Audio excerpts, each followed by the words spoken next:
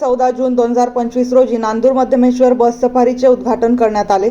नाशिक विभागीय आयुक्त श्री प्रवीण गेडाम, मुख्य वनसंरक्षण नाशिक श्री मल्लिकार्जुन जी, नाशिक वन्यजीव विभाग उपवन्यरक्षक श्री गजेंद्र अहिरे, जिल्हा अधिकारी कार्यकारी अधिकारी श्रीमती आशिमा मित्तल, पूर्व विभाग उपवनसंरक्षक श्री उमेश वावरे, सामाजिक वनीकरण विभागीय वन अधिकारी श्री गणेश रणदिवे या सर्व मान्यवरांच्या उपस्थितीत हा उद्घाटन सोहळा पार पडला।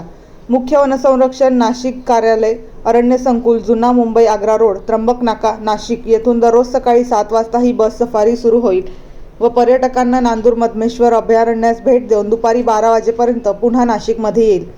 या सफारीमध्ये पर्यटकांना माफक दरात सोयी पुरवण्यात येत आहेत। यामध्ये अभयारण्य प्रवेश फी, गाईड, दुर्बीण तसेच अल्पोपहार देण्यात येईल। साधारणतः एक वेळी 20 पर्यटक या बस सफारीचा आनंद घेऊ शकतील। पर्यटकांना गैरसोय होऊ नये यासाठी नाशिक वन्यजीव विभागाशी संपर्क साधून सफारी बुक करण्यात येईल। सदर उद्घाटनासाठी नाशिक शहरातील अनेक पक्षी मित्र व वन्यजीव प्रेमींनी उपस्थिती दर्शवली व या पहिल्या बस सफारीची सफर देखील केली। यावेळी आनंद बोरा, श्री अनंत सरोदे, सतीश गोगटे, अनिल माळी हे व इतर पक्षीमित्र देखील उपस्थित होते। सहाय्यक वनसंरक्षक वन्यजीव नांदूर मध्यमेश्वर तसेच वनपरिक्षेत्र अधिकारी नांदूर मध्यमेश्वर अभयारण्यातर्फे नागरिकांना आवाहन करण्यात येते की या बस सफारीचा आनंद घ्यावा।